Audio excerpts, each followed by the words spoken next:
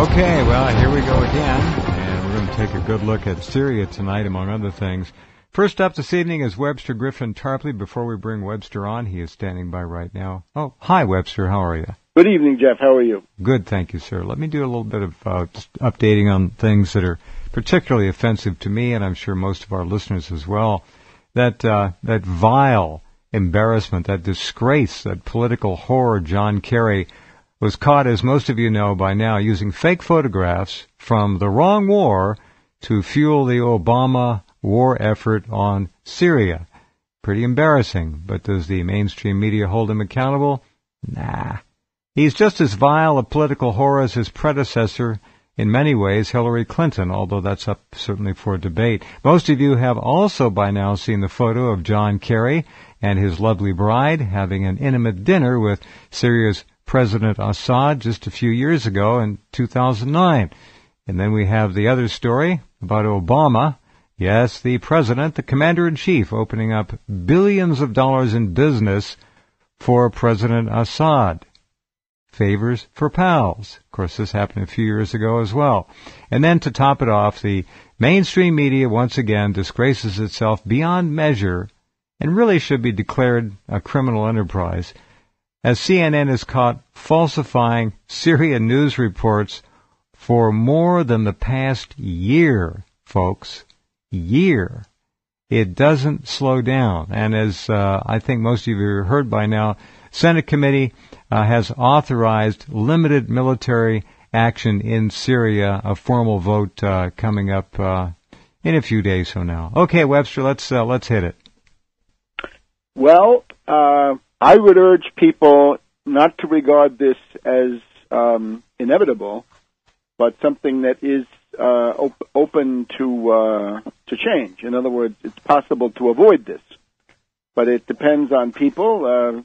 Some of them are in this audience who need to mobilize. You need to do something, and it includes, the obvious things about getting these phone and email and other messages to your elected representatives. It also, I think, involves going on Twitter and other social media, Facebook, if you like that better, and weighing in. Right, you've got to get on the scoreboard somehow now, and the direction, the tides in these social media have now taken on a significant importance. Right, and to do other things. Right, everybody has individual gifts that they can mobilize, but I have to laugh when I see articles, 12 reasons why this is a foregone conclusion.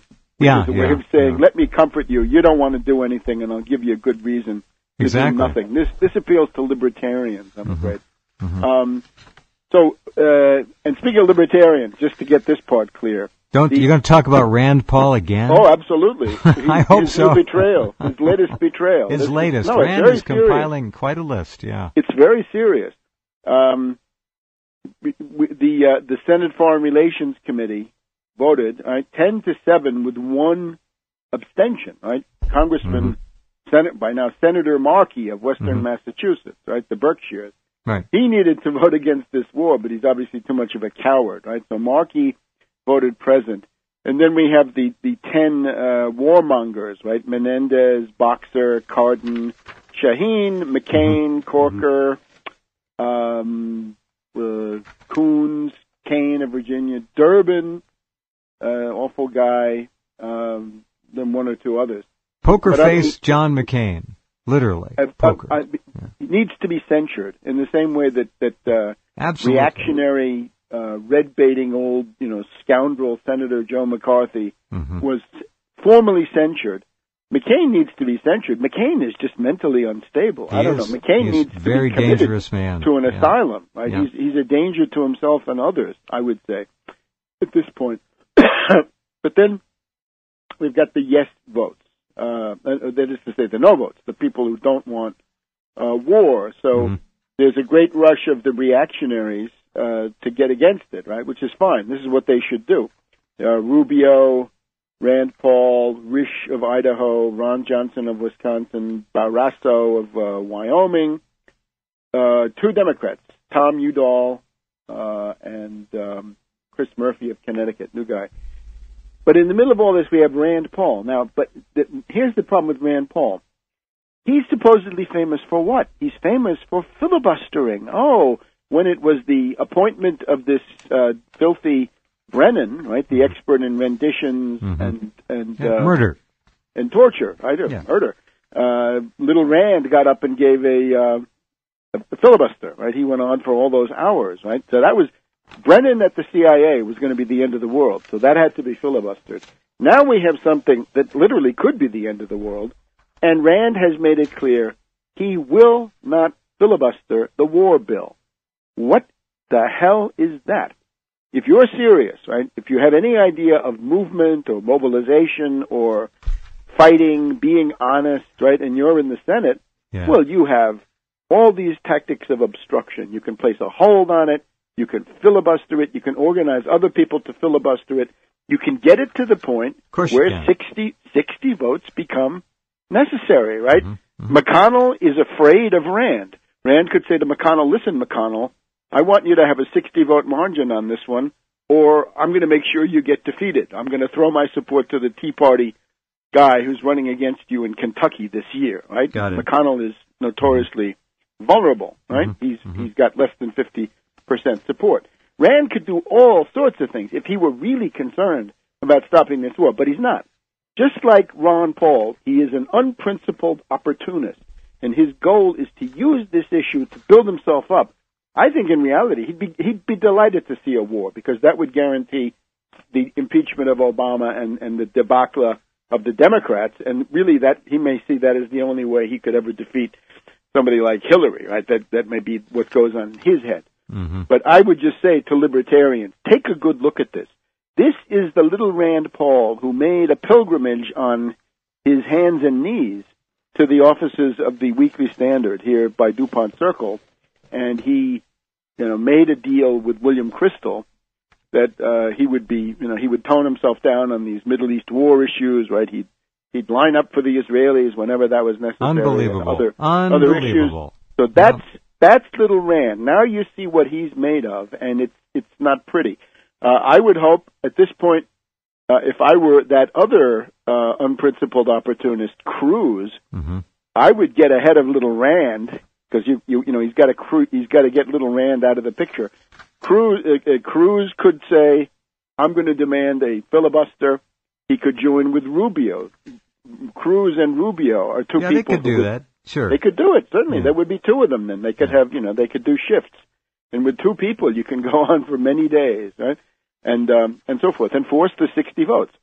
So, I think that's highly interesting. But now, we wanted to focus a little bit on John Forbes Kerry, who I think has emerged as a person of great mendacity, right? As an absolutely ice cold liar, much more effective though, much more sophisticated than the crude Bush Cheney operation. He's a true sociopath, the guy too. Yes, and today you could see, we could go through these entire hearings. I just pick out one or two things.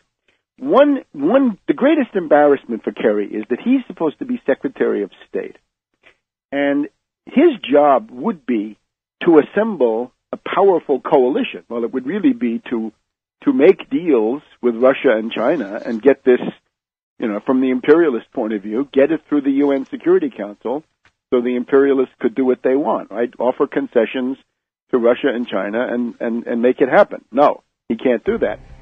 So he's failed with the United Nations, but he's also failed with the Arab League. He's failed with NATO, and he has failed to deliver a single country that can be counted on to be there when the shooting starts. There are no countries. There's 0 countries, not France, not Turkey. They are possible, but they are far from guaranteed. When the shooting starts, the United States will be all alone, and he's the Secretary of State. He has to be fired or resigned. Or worse. All right. Or Nuremberg, because he talked about Nuremberg today. We should talk about Nuremberg. All right, we'll do that in just a minute. Back with Webster right after this. Okay, back, and glad all of you are along tonight as we look at the wreckage of what they used to call morality on the international stage, the local stage, look everywhere. And look once again at this shop-worn, hackneyed, tired, genocidal game plan being trotted out with the utter complicity of the lapdog mainstream media press to tell lie after lie after lie about another sovereign nation. We've got to be, so this has to end someday. It can't go on and on and on.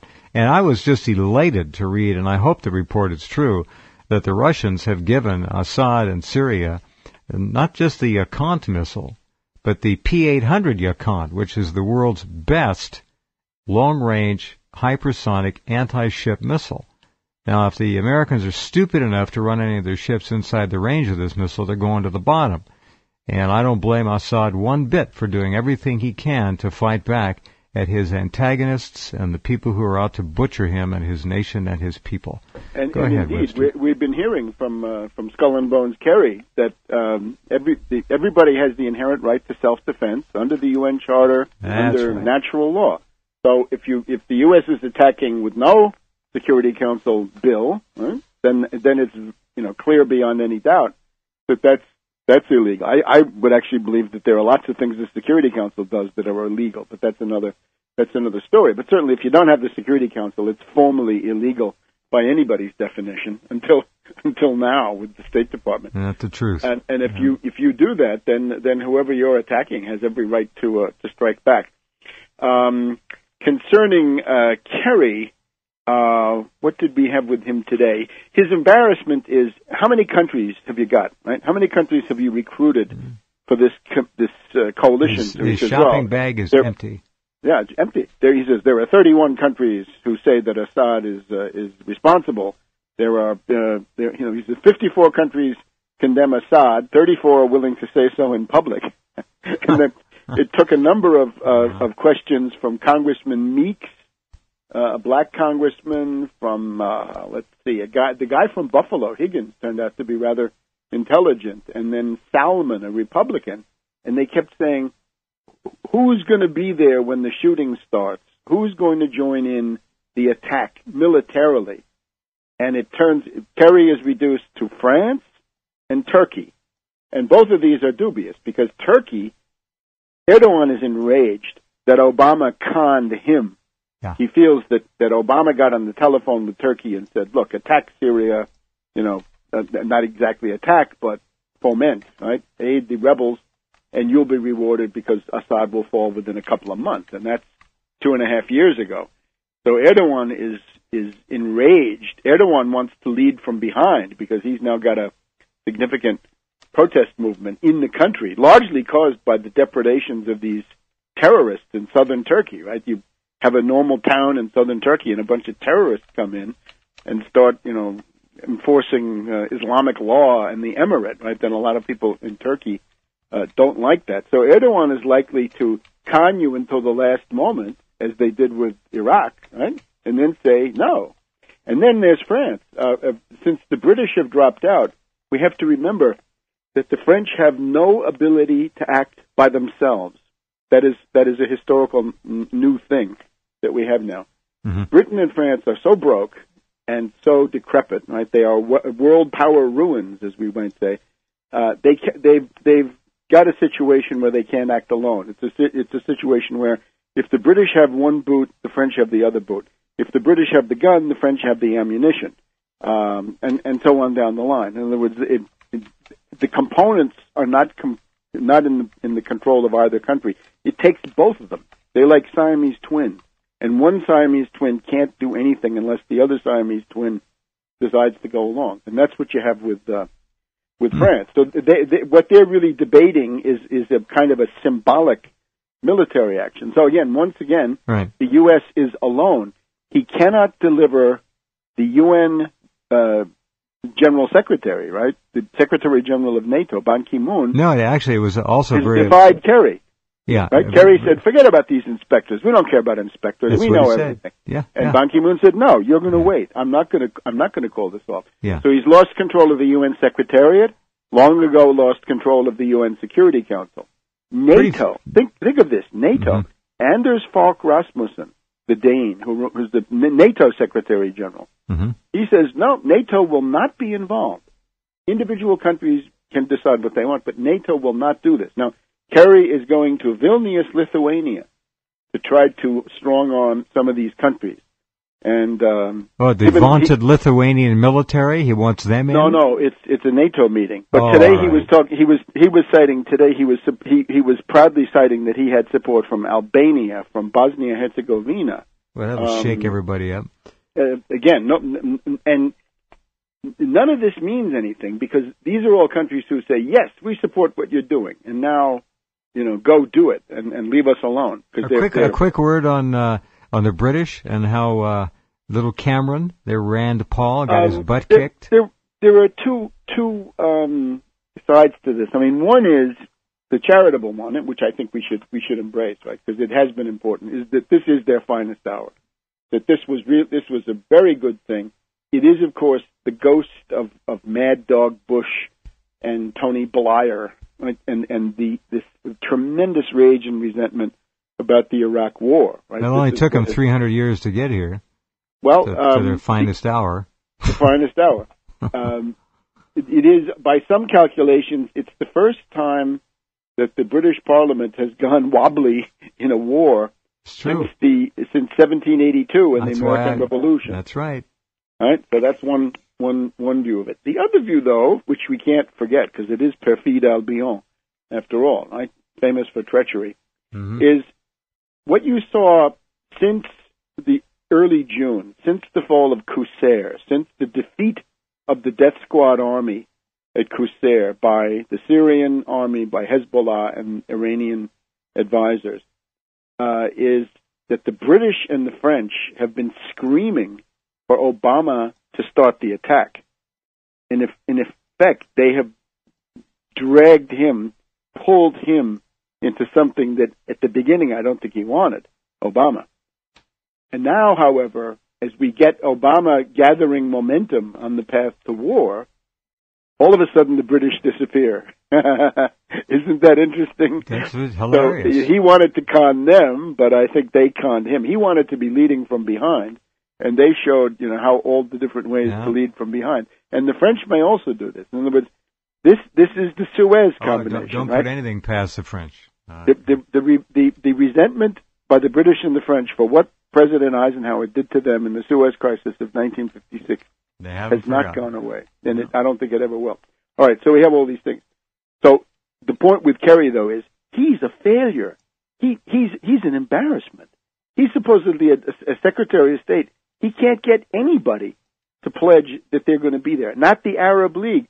He said today, the new line that Kerry has to hide his failure is that there are so many countries that are offering actual troops, actual military forces to go and shoot and be in danger. He said, no, we have so many that we have to turn them away because we have more than we can use, more than can be deployed. That's cute. That's, again, if you believe that, you haven't learned anything from the past 10 or 15 years. Well, he's got his ears boxed from day one on this, no question. And it's funny to watch the fates. We'll do something more about him in a minute. Yeah, it's funny to watch the fates leave Barkey out there to swing in the wind. He's going to have to do something. I would say it's actually Kerry swinging in the wind. Well, they're all swinging. Friday to Saturday. Barkey's a real swinger, by the way. Okay, hold on. Be right back in just a couple minutes. Okay, let's get right back to Webster. Griffin Tarpley was here with us first Wednesday of each month. Okay, Webster, you don't hear too much more about the actual fighting going on in Syria. It's been eclipsed by this international warmongering. Well, of course, what has been happening all summer since the defeat of the terrorist army at Qusair on June 5th is that there's been a slow-motion rout of the rebels, pushing them back through Homs. They've lost Homs, right? They've lost Qusair. They've lost Homs. They're fighting in the suburbs of Aleppo. They pulled a few stunts. I compared them to Jubal Early trying to scare the government in Washington at the end of the American Civil War, right? It had no effect on the outcome, but it was very scary while it lasted. That would be things like the attack by the death squads in Latakia among the Alawites. But by the way, the first CIA acknowledged trained unit of so-called rebels is supposedly deploying in Syria now. These are the 300 supermen from the camps in Jordan, right, with Israeli and U.S. advisors, and they're supposed to be this, tremendous. They're going to turn it around. It's ridiculous. This is, and that's the reason that myth was created. Was that's supposed to be the reason why Assad, according to these liars, they lie that Assad used chemical weapons because he was so afraid of these 300 supermen who were coming after him. So no, that's just it's just ridiculous. With Kerry though, I would say the other thing about Kerry is if you look at it last week, he had a psychotic, hysterical war outburst last Monday, right? About the I missed this. Did he raise his voice? Oh, absolutely. Oh. And have this was morally obscene. And then, of course, on Friday, a second hysterical outburst, which was, we're getting to be, convinced that Assad did it, and he's going to have to pay. The thing was then, and this is an interesting question: what happened between Kerry's Friday afternoon war tirade, and then Obama, in the course of the night between Friday and Saturday, deciding that he was not going to stick his neck out and he would force the Congress to vote, right, which Kerry did not want. Kerry and Susan Rice were defeated on this issue. And I say this because it points ways that you can get inside the imperialist coalition and break it apart. There's some reason to believe that inside the Obama White House, the Susan Rice-Kerry group has lost ground as of Thursday, Friday, Saturday of last week. In other words, the British refusal to vote for the war, and then some other things, which I'm not sure of. Have they lost support of their master? Well, I think it's more complicated than that. But the point is that Kerry was left twisting slowly in the wind. Kerry was hung out to dry on Saturday, and you can see the pictures of these meetings. You can see the dark, scowling frown of Kerry and Rice, right? Yeah. Rice is actually a positive force for peace because her personality is so abrasive and loathsome that everybody has an abreaction against her. These two should be fired. In other words, if Obama loses the vote, which I heartily hope, his obvious path is to say, Kerry, you're out. Rice, you're out. You led me down this path. You're incompetent. He's too now weak. Drop dead. Go home. That would be a very good outcome, and would be much more efficient than other outcomes. I think he's too much of a wimp.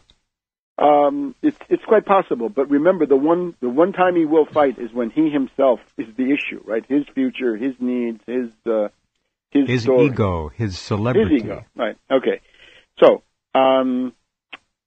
Kerry is just an embarrassment. Kerry, during the course of these hearings, he thinks that the bombing of Serbia went on for 28 days when he'd just been told by congressmen that it was 78 days.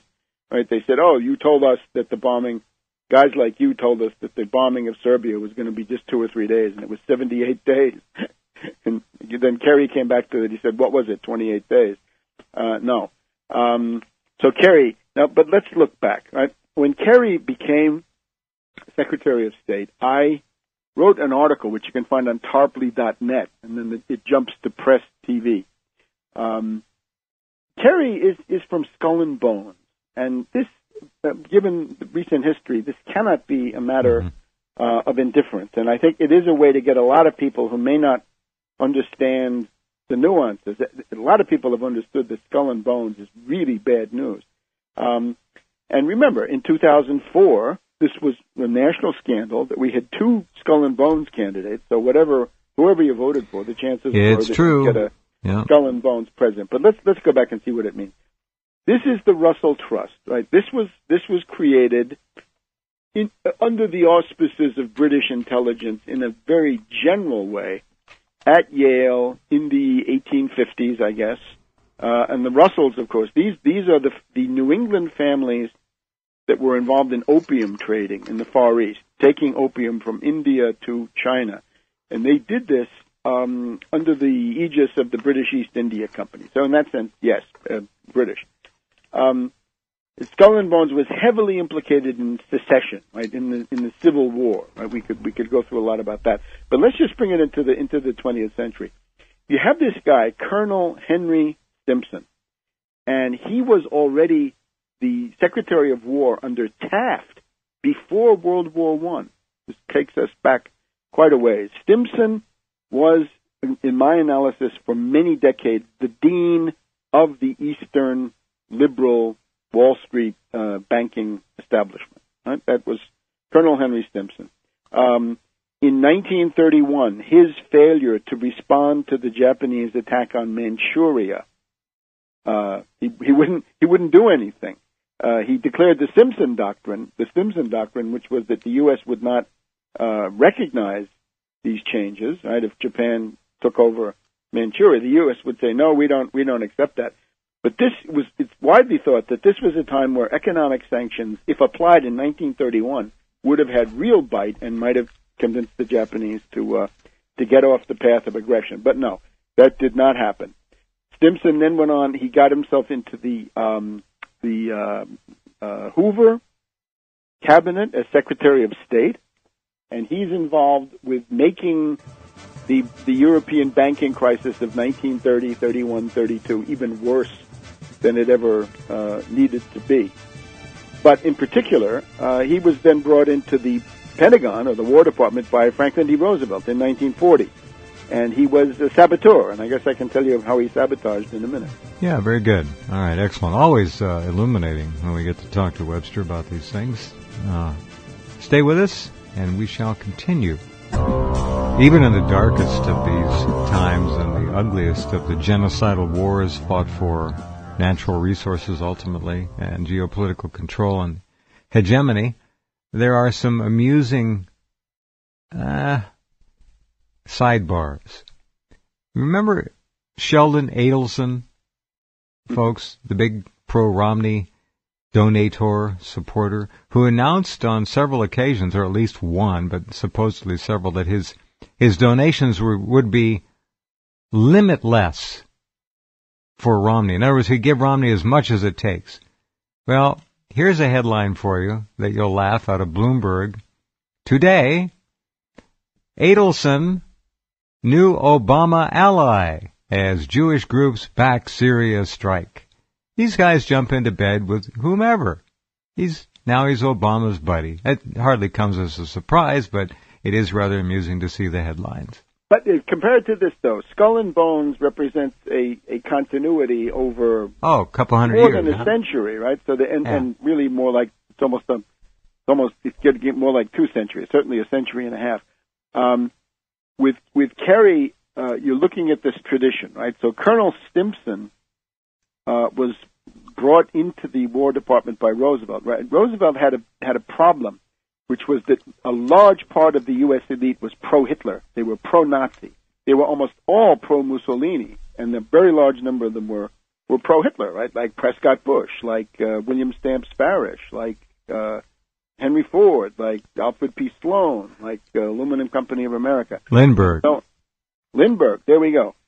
So the blackmail was, we want to control the economic side of the war, or we'll sabotage your war effort. So remember, Roosevelt had to bring in Stimson to run the War Department and Frank Knox to run the Navy. Knox had been Landon Knox of 1936, trying to get Roosevelt out of office, but he brought them in. So it's a bipartisan national unity cabinet. So what did they do? Stimson comes into the War Department. He appoints a bunch of skull and bones characters. There's Robert Lovett, who, along with John J. McCloy, was the imps of Satan. Lovett later was responsible for loading the Kennedy cabinet with warmongers and incompetents. But Stimson had Lovett. He had Harvey Bundy of the infamous Bundy family. Yeah, the Bundys. And George Harrison, not the singer, but this is another skull and bones guy. And we might as well, again, mention McCloy, because he then turned out to be very important. Now, these are the people who made sure that the Pearl Harbor intelligence was not delivered, so to speak, who faked all that. They're also the ones who insisted on putting the Japanese in concentration camps in the U.S., And they're the ones, Stimson personally is the only one who decided that the atomic bomb was going to be dropped on Japan. He considered this his personal property, and Truman was... Stimson, I didn't know that. Stimson. Stimson, the head of the War Department. Yeah, I know who he was. Truman had a very limited say in this, and of course Truman was under the control by that time of Averell Harriman of Skull and Bones. But this Harvey Bundy, I mentioned Harvey Bundy, one of the wreckers in the War Department in the Pentagon in World War II, is that's one of Kerry's roommates at Yale. Right, he's got Harvey Bundy. He's also got he's got one of the Bundy sons. He's also got the current U.S. ambassador to Italy, Thorne, or he was. He may be out by now. He's leaving in any case. But this is the guy who built up this crazy Beppe Grillo as a way to destroy Italy. So anyway, that's World War II. Now we look at Vietnam. It's an open and shut case. The Vietnam War is the handiwork of Averell Harriman in the State Department, McGeorge Bundy, the head of the National Security Council, and William Bundy, a big cheese in the State Department. All of them skull and bones. Then, of course, we come on to George H.W. Bush. That's the first Gulf War of 1990, skull and bones. And then George W. Bush, the Iraq War and the Afghan War. Before that, that is the track record of skull and bones. And now we have Kerry. And the question is whether people are going to let that happen. Now, I also have to tell a little story. And this is sort of, it's a personal thing. Okay. I had a very good friend in high school who was a very intelligent guy, also a talented basketball player. And he made the terrible mistake of going to Yale. And when he went to Europe, one of those summers, I'm thinking it's the summer of 1965, he happened to meet Kerry, John Forbes Kerry, the guy of today. My friend was not in Skull and Bones. He was in one of these other groups that they have. But he met Kerry, and Kerry, in this way that these patrician blue bloods have, he said, "Oh, if you're ever in Brittany, right, here in the French coast, come on and see me at my chateau." And my friend decided to take this at face value. And then one evening he showed up at the railway station in, what is it called? It's a town in Brittany. It wouldn't mean much to people here. But he showed up and he said, "Kerry, come and get me. I'm at the station, right? You told me to stop by. So here I am. Saint-Brieuc, Brittany." And Kerry shows up in a sports car, and then they drive around, and either that day or the day, one of the days after, they're going along at night at extremely high speed, and Kerry manages to crash the sports car. And if the car is totaled, my friend escaped with an injured arm. When I went to get him at Kennedy Airport, he had his arm in a sling, right, and all bandaged up. But Kerry was in the hospital for weeks after this. So the question is, are you willing to put Kerry in the driver's seat? Because if you do, there's also a story where he's flying in a plane. He's a madman. He's flying in a plane with this guy Thorne, currently the U.S. ambassador to Rome, and they're flying around the Bay Area, and they see the Golden Gate Bridge, and they say, "Let's fly underneath the span, right, to show how cool we are," right? And that Kerry wanted to do this. So it's a very dangerous person, and I would say it makes a lot of sense to target Kerry and Rice, not only as the war criminals that we know, but in a broader sense. Don't forget also that from the imperialist point of view itself, they are bunglers. They are incompetent. They are failures. So that also you've really exposed him tonight, like no one else has. Very again, important. Take a look at this article. Right, he went to St. Paul's School all the way up there in Concord, New Hampshire. One of his classmates was dear Robert Mueller, who just quit right after being the head of the FBI for 12 years, and all this stuff. You can see the entire story of my the research. Right, Kerry is one of the stupid sons of rich men, superficial, narcissistic, and lacking in any cultural or mental depth. The other interesting thing about Kerry is he's a self-confessed war criminal. In other words, when he was in Vietnam, he was killing people with reckless abandon. He actually thought that when he came back, he could run as a warmonger and get public office that way. Kerry was very surprised when he came back to the U.S. in 67, 68, whenever it was, when he came back, that public opinion had turned against the war, and he had to retool himself. Because he came back, he didn't come back as a Vietnam vet against the war. He came back as a war criminal, and proud of it. But that wouldn't fly. So these are the problems, right? And you'd hope that some of these reactionaries who write about him would notice that, but I don't think they could. In other words, the people who wrote, the Swift boat stuff from 2004. Although any reason to be against Kerry is of course a good reason. I mean, he's a complete liar. Now, Jeff, let me just make one or two more points. Mm-hmm. The question of Russia. I'm looking to you to maintain good relations, to help maintain good relations with Russia. I'll do it. And don't let any Brand X historians feed you any, No, it won't happen on this program. Oh, no. To the contrary. And we have now, coming up, we have the anniversary of the Russian fleet in New York City and indeed then in San Francisco. All the way around to San I'm Francisco. proud to say that there will be a commemoration here in Washington, D.C.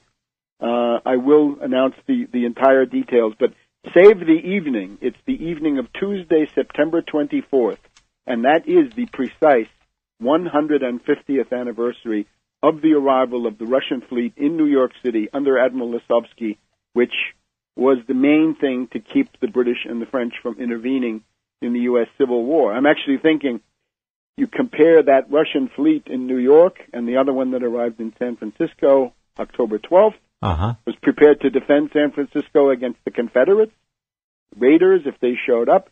Compare that to what Putin is trying to do, right? Putin is trying to send a delegation of the Russian Duma that's very to the U.S. to try to, it's an attempt to save the U.S. from itself. Essentially, correct. Yep. Right? Yep. And that is what Russia did with these fleets, right? To save the U.S. from this terrible bacillus of secessionism and slavery and all the rest of it. So there are some people, when we say we have an eternal debt of honor to the Soviets for what they did in World War II, and that's been said by General Marshall and General MacArthur, I think, too. Or if you go back to the Civil War, right, we have Gideon Welles, the Secretary of the Navy, saying, "Thank God for the Russians." That's a debt of honor that doesn't go away, right? Eternal means eternal. So there will be an attempt to at least, recognize that debt of honor. And you'll Tuesday, be there. September 24th in downtown Washington, D.C., and I'll put that up as soon as I've...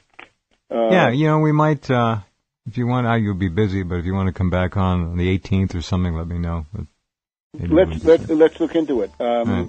And then, so the model that we have for what should happen, remember, Jeff, I was on your program the evening, I think, of September 29th, 2008. Mm-hmm. That was when the House voted against the TARP. Oh, yeah. Against the bailout. And all the pundits and prognosticators had been predicting a narrow victory for the forces of Wall Street and Rapine. But now it's going to be this question of war and peace. And I have to say, these Republicans, right, they supposedly hate Obama so much, right? If they hate him that much, they better come out and vote him down. Because if not, nobody's going to take a Republican seriously from now until the end of time. You got it. So that was September 29th, 2008. It's been done before. It can be done again.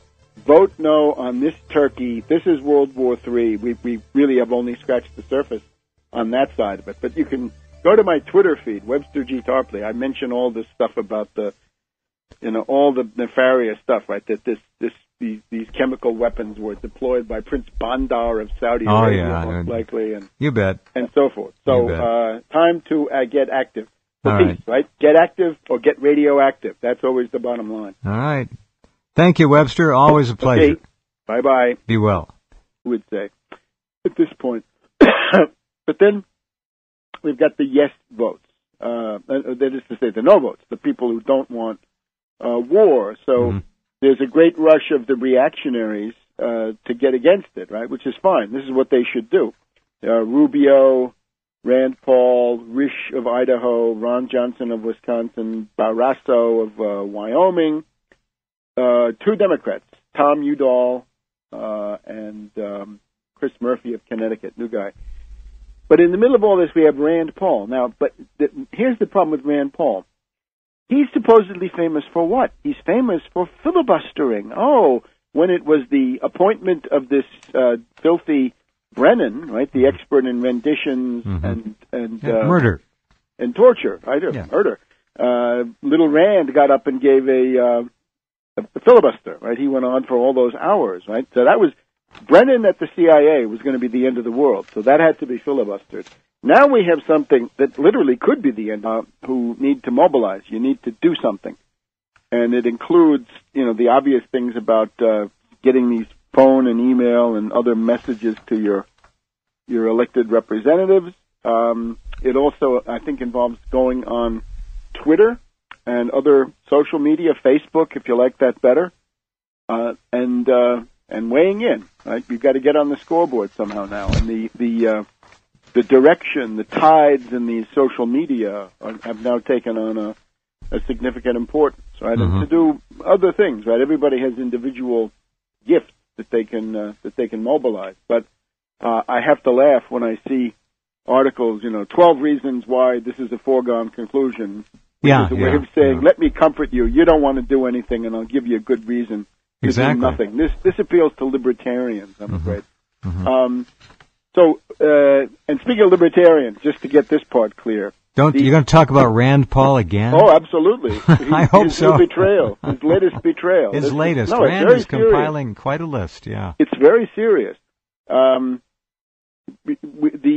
Senate Foreign Relations Committee voted, right, 10-7 with one abstention, right? Congressman, Senator Markey of Western Massachusetts, right, the Berkshires. Right. He needed to vote against this war, but he's obviously too much of a coward, right? So Markey voted present. And then we have the 10 warmongers, right? Menendez, Boxer, Cardin, Shaheen, McCain, Corker, Coons, Kane of Virginia, Durbin, awful guy, then one or two others. Poker face John McCain, literally. Poker. He needs to be censured in the same way that reactionary, red-baiting old, scoundrel Senator Joe McCarthy was formally censured. McCain needs to be censured. McCain is just mentally unstable. I don't know. McCain needs to be committed to an asylum. Right? Yeah. He's a danger to himself and others. Okay, well, here we go again, and we're going to take a good look at Syria tonight, among other things. First up this evening is Webster Griffin Tarpley. Before we bring Webster on, he is standing by right now. Oh, hi, Webster. How are you? Good evening, Jeff. How are you? Good, thank you, sir. Let me do a little bit of just updating on things that are particularly offensive to me, and I'm sure most of our listeners as well. That vile embarrassment, that disgrace, that political horror, John Kerry, was caught, as most of you know by now, using fake photographs from the wrong war to fuel the Obama war effort on Syria. Pretty embarrassing, but does the mainstream media hold him accountable? Nah. He's just as vile a political horror as his predecessor, in many ways, Hillary Clinton, although that's up certainly for debate. Most of you have also by now seen the photo of John Kerry and his lovely bride having an intimate dinner with Syria's President Assad just a few years ago in 2009. And then we have the other story about Obama. Yes, the president, the commander-in-chief, opening up billions of dollars in business for President Assad. Favors for pals. Of course, this happened a few years ago as well. And then to top it off, the mainstream media once again disgraces itself beyond measure and really should be declared a criminal enterprise, as CNN is caught falsifying Syria news reports for more than the past year, folks. Year. It doesn't slow down. And as I think most of you have heard by now, Senate committee has authorized limited military action in Syria, a formal vote coming up in a few days from now. Okay, Webster, let's hit it. Well, I would urge people not to regard this as inevitable, but something that is open to change. In other words, it's possible to avoid this, but it depends on people. Some of them are in this audience,